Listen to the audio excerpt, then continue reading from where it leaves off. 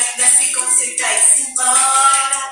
Toda segunda a gente se encontra. Deixa a curiosidade tomar conta. A aula de linguagem é agora. Dormir a vida se concentra e se embora.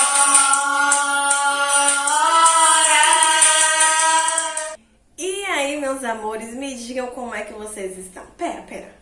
Não precisa dizer não, porque eu sei que vocês estavam morrendo de saudade e muito ansiosos para descobrir os conteúdos gramaticais que nós vamos construir ou ampliar ao longo dessa semana, né? Após um descanso muito mais do que merecido e bem aproveitado, nós retomamos a nossa construção de conhecimentos com força total, porque esse quinto ano aqui é diferenciado.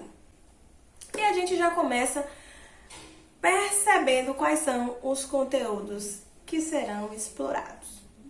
Aquele velho verbo que a gente ama demais. Vamos também compreender melhor o uso dos porquês e vamos também compreender o uso do mal com U e o mal com L, que são pronunciados do mesmo jeitinho, mas que têm significados totalmente diferentes. Então a gente começa o quê? Pelo verbo, que é aquela palavrinha que indica ação, estado, fenômeno da natureza, que a gente já está mais do que careca de saber e que pode ser flexionado, ou seja, ele vai variar de acordo com a frase que a gente vai falar ou que vai escrever. Então, o verbo ele vai precisar concordar com uma coisinha chamada pessoa do discurso.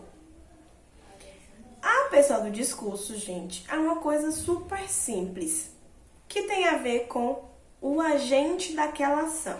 Então, para que uma ação aconteça, alguém precisa fazer aquilo, seja a pessoa ou seja a natureza.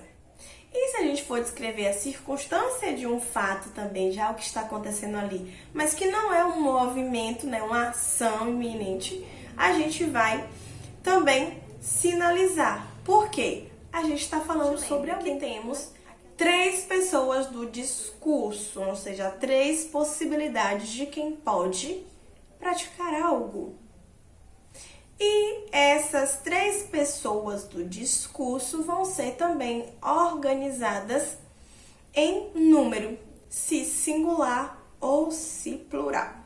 Então, as pessoas da flexão verbal têm a ver com os pronomes. Então, nós podemos utilizar substantivos para nomear esses agentes ou podemos utilizar os pronomes, né? Sendo que o pronome vai ser sempre uma palavrinha que vai substituir o nome ou o substantivo.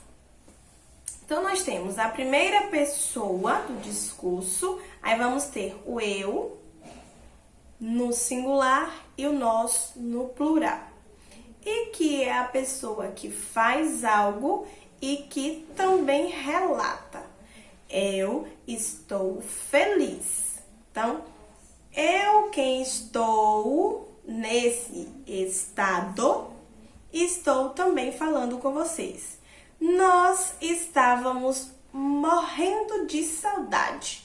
Então, eu e mais outras pessoas estamos de alguma forma e comentamos isso, né? Eu comprei um bolo, nós compramos uns bolos. Então, a pessoa que fez também está falando. A segunda pessoa já não é quem está fazendo e falando, é a pessoa para quem a gente se dirige, ou seja, a quem a gente pergunta, né? E temos no singular o tu. Tu foste para a casa dos teus pais nesse recesso? E temos o vós. Vós fizestes atividade da trilha? Ou seja, estou me dirigindo. Nesse caso, eu usei uma pergunta, mas eu poderia dizer, ó, tu estás linda. E temos a terceira pessoa, sobre alguém que a gente está falando. né? É uma terceira pessoa, é uma pessoa que está mais longe daquela conversa no momento. Então, temos o ele e o ela para o singular. Ele passou na minha casa ontem. Ela estava muito linda na festa. E o plural, né, que a gente só vai acrescentar o S aí. Ao contrário da primeira e da segunda pessoa, que são palavrinhas bem diferentes. Então, eles estavam felizes, elas não falaram comigo. Ah, tia Radassa, mas como é que a gente percebe a que pessoa do discurso pertence àquela frase se eu estiver usando o nome de alguém, né? Joaquina passou o final de semana na casa dos seus pais. Joaquina é a pessoa que faz aquela coisa e fala. É uma pessoa para quem a gente está falando alguma coisa ou perguntando algo, ou é sobre alguém que tá ali ou não está no momento, mas eu estou conversando sobre. É uma pessoa mais distante da história, a gente está comentando ali. Se a gente não tiver certeza, a gente pensa assim, bom, se essa frase aqui fosse um fuxico, encaixaria bem, porque o fuxico é sempre um comentário sobre uma outra pessoa que muitas vezes não está presente. E sempre que a gente se direciona para a pessoa, vai ser a segunda pessoa do discurso. Mas, um detalhe, porque nós não utilizamos muito o tu e também não utilizamos muito o vós. A gente utiliza mais o você e o vocês. Então, você fez atividade, você estava lindo. Olha, vocês precisam prestar atenção. Então, a gente utiliza uma outra construção, né? Uma outra palavra para se referir à segunda pessoa do discurso, tá? E que também são reconhecidas gramaticalmente. E na primeira pessoa a gente pode utilizar também o agente.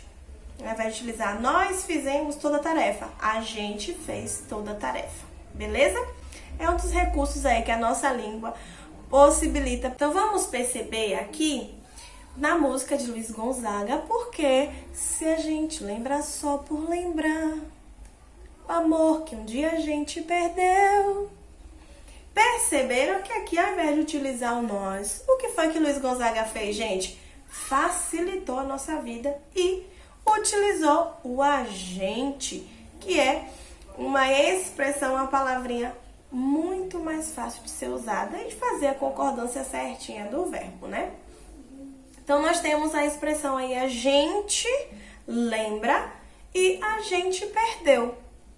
É mais fácil do que a gente falar assim, se nós lembramos, nós perdemos, né? É um pouquinho mais complicado, então a gente facilita. E o sofreu também, tudo concordando com a primeira pessoa. Na segunda estrofe, eu tiro isso por mim, que vivo doida a sofrer. Aí utilizou o quê? A primeira pessoa do singular, o eu.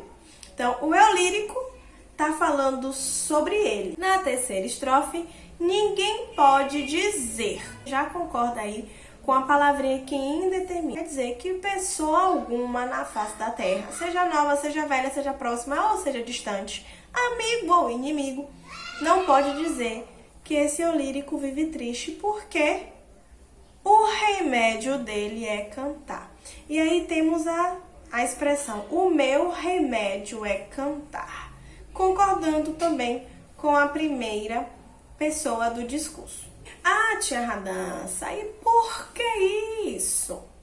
Porque a gente está todo tempo recrutando essas palavrinhas e a gente acha complicado, mas no final das contas não é. E como surgem vários porquês com relação à nossa gramática top, a gente vai explorar o que, gente? Nada mais, nada menos do que os porquês. Então, nós temos 4 palavras, cada uma tem uma função. Na hora de falar, a gente não precisa usar esse recurso, mas na hora de escrever, a gente precisa destacar a função desse porquê. Então, nós temos o porquê separado e sem acento, que vai indicar pergunta. sempre. Quando ele vier ao início da frase, for a primeira palavra, a gente não vai precisar colocar acento. Quando ele vier ao final da frase, a gente vai ter a necessidade de colocar acento. Então, por que você foi embora? Por que nós não fizemos a atividade? Por que você está tão triste? Você está triste por quê? Você não fez atividade por quê? O porquê junto, aí eles vão ter duas funções diferentes. O porquê junto, sem acento, é o que a gente utiliza bastante, que era só para dar uma resposta, né? Não fiz porque não deu tempo, estou triste porque estava sem aula de língua portuguesa, não vim para o aniversário mais cedo porque o ônibus atrasou. E aí vem a cerejinha do bolo, que é o porquê junto com o acento. Aí ele vai assumir o quê?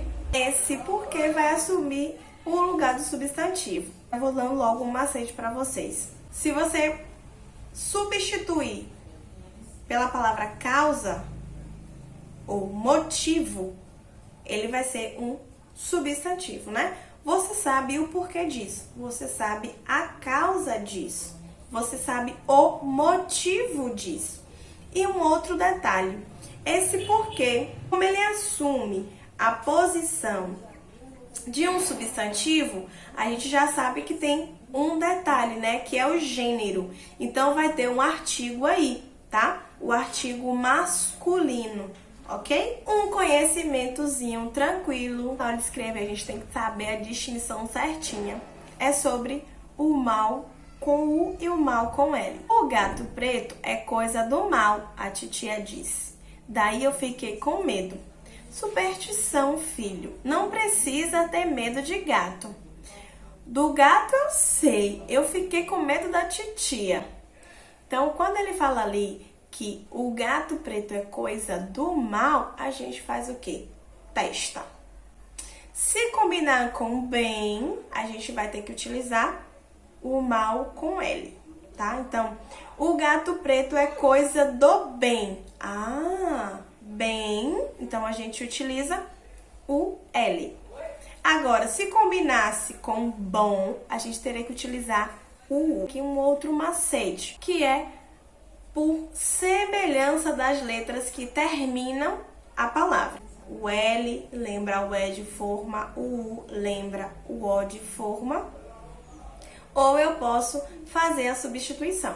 Combinou com bem, mal com L. Combinou com bom, mal com U. Sendo que o mal com U vai ser sempre uma qualidade de alguém. João é um bom aluno, né? João é um mau aluno. Moleza, né, galera?